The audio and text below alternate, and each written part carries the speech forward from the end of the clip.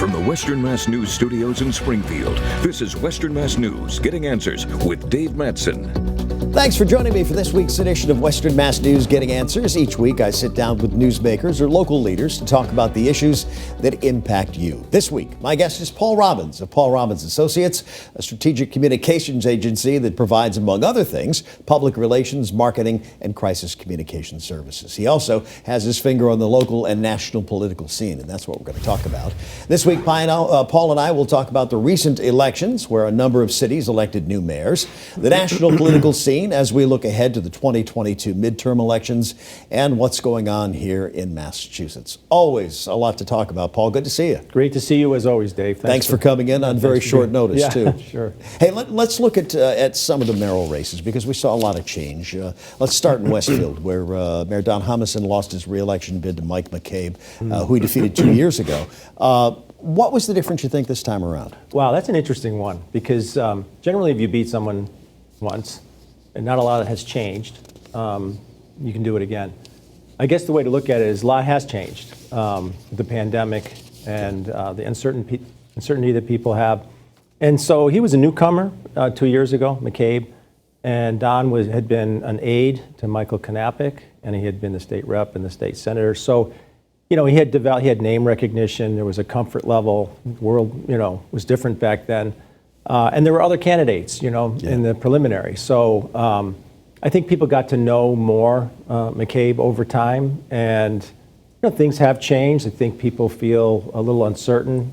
A lot of times when things are not going well nationally, like on gas prices and inflation and that kind of stuff, where am I going to aim my angst? Who are we going to blame, right? Yeah, so sometimes the mayor gets it. So again, another kind of close, but a little bit of a surprise, but with things that are going on in the world, I can see how I think it was a change election everywhere in the country. I know McCabe said on the election night that he learned a lot from the last time around, and it sounds like he really kind of went back to a grassroots campaign where he was literally going door to door. That probably gave him a slight edge in that too. I would always say to clients that we worked with, if you go door to door, you're going to have an advantage, and you get to know people.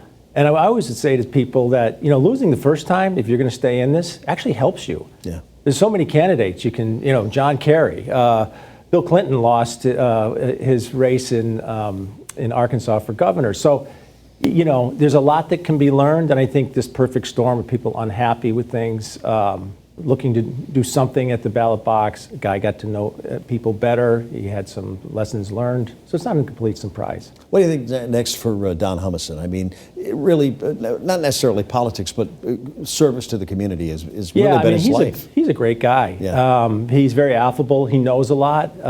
He was effective as a state senator. I think he probably was well-liked, even though he lost. The doors are open for someone like that in public life. And let's not forget, there's a governor who's a Republican. He's a Republican in the Commonwealth of Massachusetts. If I was Charlie Baker, I'd find something for him to do in my administration. Yeah. All right, let's look at Holyoke. Joshua Garcia was elected the city's first Latino mayor. That election itself, I mean, it came down between two people who were very well known in Holyoke, him and Mike Sullivan, but he pulled out a pretty good-sized victory. Yeah, you could say this was kind of like the old guard versus the new in a sense, but two really good candidates with clear messages. And people have said for a long time, will the Hispanic vote show up? And I always say that if you have a good candidate or a really good candidate, people will show up for that. But his margin was beyond that. And, he has a great resume. He works as a town manager in Blandford. He's very involved in the community. He's on the Wayfinders board. He knows a lot. And so a lot of times the candidates who are really good, put the work in, win. And the fact that he represents the community and the face of the community, I think it's really great for the area, great for Holyoke, and they have a lot of challenges over there, so it's not going to be easy for him, but not that we didn't see this coming, but it was going to happen eventually. I mean, I think it's 53% of the population in Holyoke is now Latino. Majority. He sounds like, for this election, he was the right person at the right time. Yeah, a perfect storm. Good candidate. A minority majority city. The question is, can people come out and vote? But I think he appealed to everybody in Holyoke, and that was the difference. Northampton, David Narkowitz decides after 10 years he's not going to. As a matter of fact, I saw him walking his dog a couple of days ago. It's like he looks like a man who's now out of politics. Usually what happens. But Gina Louise Scarra, she's Northampton's 45th mayor. And again, another person who won by a pretty good sized margin, but also someone who's been entrenched in Northampton politics. You know, in local politics, it pays off. You know, sometimes people start on the school committee, they percolate up to the city council, they run for mayor. You're a city councilor and you're city council president. You're involved in all the issues that the mayor's involved with. And she was one of those people that's out there, you know, actively working with constituents. No surprise there, but, you know, the hard work pays off when you run for mayor and you've been a city councilor and you're out there in the community. One of the things I saw in Northampton, and this was also the case in Greenfield, but in Northampton, I think there were at least 5 incumbents on the school committee who decided we're not running again. In Greenfield, they had a couple of offices. There was one council race where there was no candidate at all. As you look at this in this day and age, and I guess the political picture nationwide and everything else, is there's just this reluctance of people to run for office. You just said it. Mayor Narkowitz walking his dog and feeling the weight of the world lifted off of him. We have put politicians in the crosshairs now. And what I see happening is this is starting to percolate down to the local level. I was working with a friend of mine who was running for a ward council seat in Chicopee. And I asked this person, what's the #1 issue? And the candidate said, critical race theory in Chicopee, in a ward. I thought, wow, how we've nationalized even these local elections. And what it's become is distasteful for a lot of folks that every issue is so filled with conflict. So you're seeing it. And I think, but you all also at the same time, Dave, are seeing a more diverse, we talked about Josh and others in Holyoke and Chicopee on those local races. Yeah. Starting to see the people running who are more reflective of the diversity of the community. So I think both things are happening at the same time. Nicole LaChapelle was reelected to a 3rd term in East Hampton this time, a 4-year term. And one of the things we see, and I mean, she won by a good-sized margin, that you see more and more communities are now going to these 4-year terms as mayor.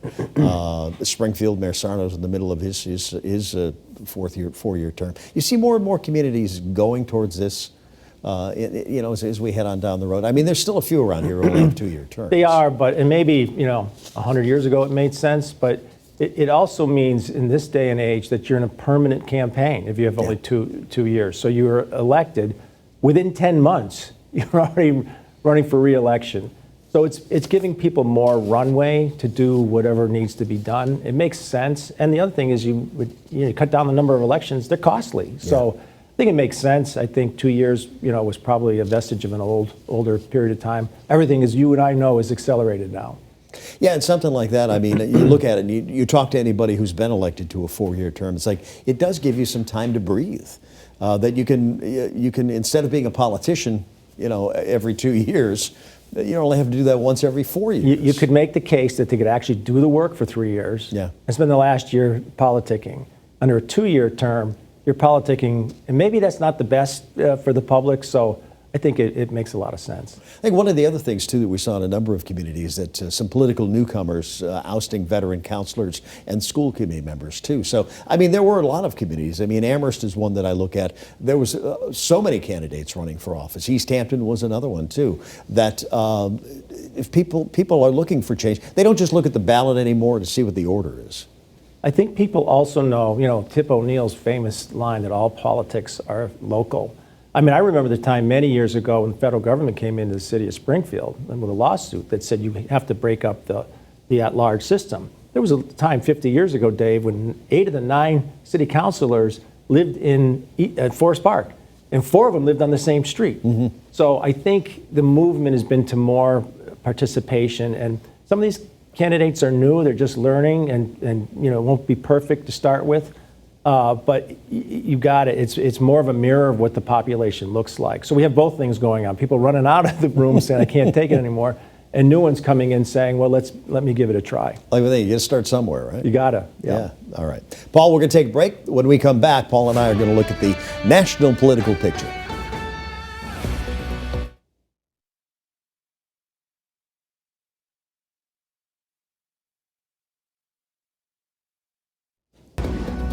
Welcome back to Western Mass News Getting Answers. This week my guest is Paul Robbins of Paul Robbins Associates. Paul, let's look at national politics. When it comes to politics this past fall, all eyes were on Virginia, where Republican Glenn Youngkin defeated Democrat Terry McAuliffe in the race for governor. Is that win for the GOP a sign of what's to come in the 2022 elections when the balance of power is up for grabs in Congress? Wow, there's a lot that happened there. So we were talking just a little while ago about this maybe being a change election because people are unhappy. So gas prices, inflation, all these things that are out of people's control. I think that affected people. But the other thing, the silver lining, I think, for the Democrats is that Youngkin essentially ran away from Donald Trump, and he won anyhow. And on the kind of traditional values of the Republican Party. Plus, they threw a little wedge issue in there in terms of critical race theory, which is a little bit of a misnomer. Yeah. But it says that people aren't happy. They want change. I mean, we could be in a period where we're going to have one-term presidents for a while because things are so volatile. But I think it's a wake-up call that I'm not sure the Democrats are really understanding. You've listened to the more liberal wing of that part of the Democratic Party. They're saying, no, we have to double down on these progressive issues. When most Democrats self-identify themselves as moderates. I mean, most Democrats are Joe Biden Democrats. Yeah. And then you throw into it, the largest voting group is unaffiliated with either party, including in Virginia. That's where elections are won. Democrats are losing that. So it doesn't bode well for them if they're looking at Virginia. But I think there's some famous, it was Adlai Stevenson or someone said, I joined an organized party, but I'm a Democrat. Yeah. So they seem to be splintered on how to approach their Well, message. that's the other thing. You look, I mean, they did pass the infrastructure bill, but still this infighting within the Democratic Party. And I look at it just from someone who I consider most of us in Middle America to be socially liberal and politically conservative, and, Yep. or so economically conservative. You're right. And that you would think it would be a wake-up call that you've got to get something done. You can't have this infighting. Yeah, you just mentioned it. Bill Clinton called it triangulation. Yeah.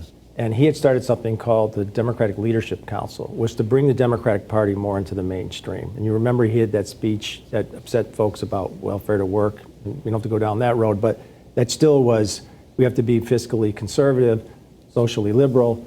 Massachusetts plays out. Charlie Baker is one of those. Bill Weld was one of those. Yeah.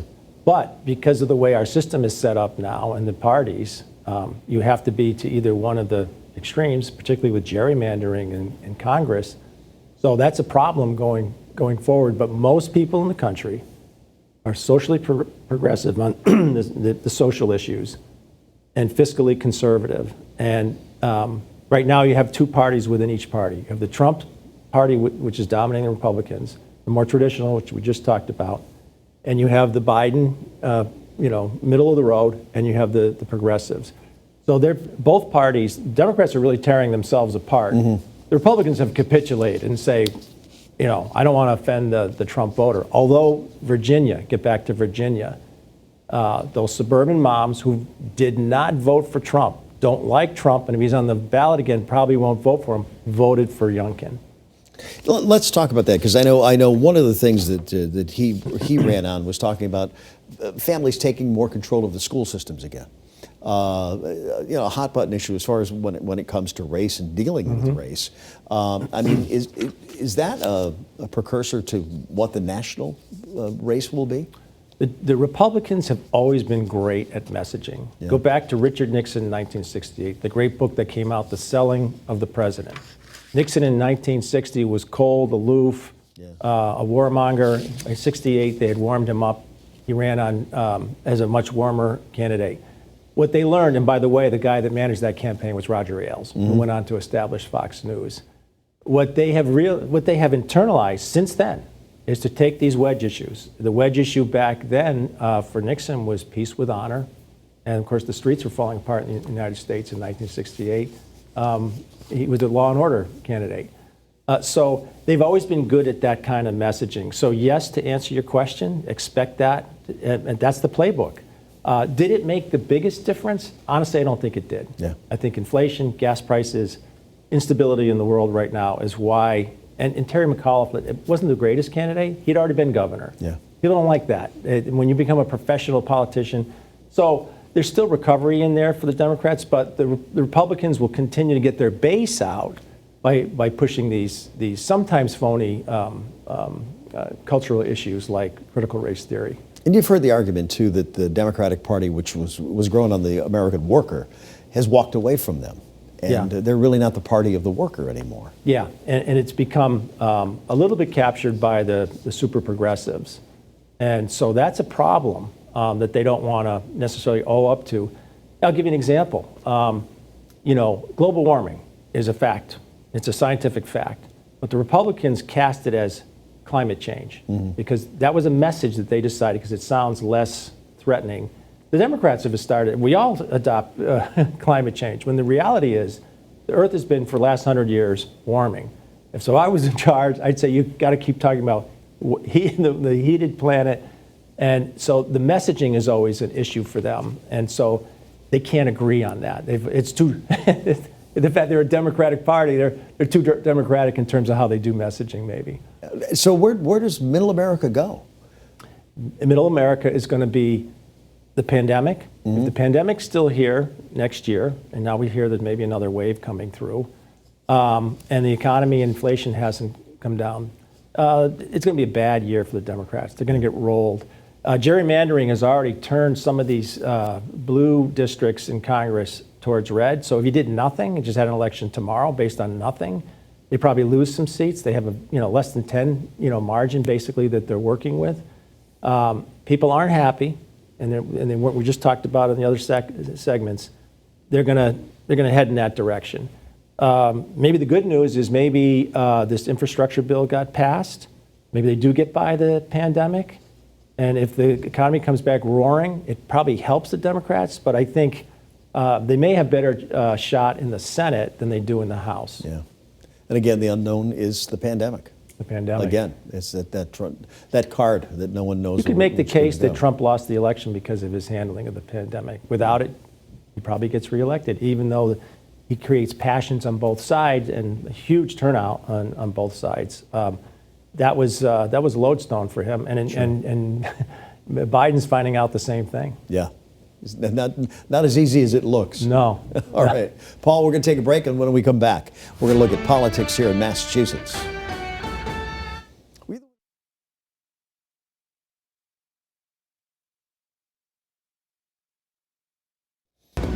Welcome back to Western Mass News Getting Answers. My guest this week is Paul Robbins of Paul Robbins Associates. Paul, let's look at Massachusetts. And up to this point, Charlie Baker has not given any indication that he's going to run for another term in 2022. What are you hearing? Well, first thing I want to say is we were just talking about Charlie Baker being a socially progressive, fiscally conservative. What a great example, really, of this idea that you don't have to park under one ideological banner or the other. And we have, even though more unenrolled in Massachusetts than either party, we're still a blue state. So having said that, he's got a tough decision to make. If he had an ambition to go beyond Massachusetts, that got crushed in the last, where we've just been talking about with the parties getting into the extreme. He's a brilliant guy. It's interesting that he's holding off. I think the idea has always been among the Baker people to set up Lieutenant Governor Polito for the future. And the fact that he's waited this long makes me feel that he's trying to convince himself to run again. Because if he was clear that he wasn't and he wanted to help Polito, I think he'd give her this runway right now, help her, and she's been involved in all of his decisions and everything. So I think people in Massachusetts would like him to run again. He's popular, and he creates a counterbalance to an all one-party Senate by a lot, and House of Representatives by a lot. And so we've had a political culture in Massachusetts of balancing. So it'd be really fascinating because it's going to open up all different possibilities. I mean, we do have a history in Massachusetts of Republican governors in a heavily Democratic state working well and getting things done with a democratically controlled legislature. Yeah, I think if you think about it, we've had a few speakers of the House get indicted. I think there is a fairness thing out there among most people that all of one thing is not good.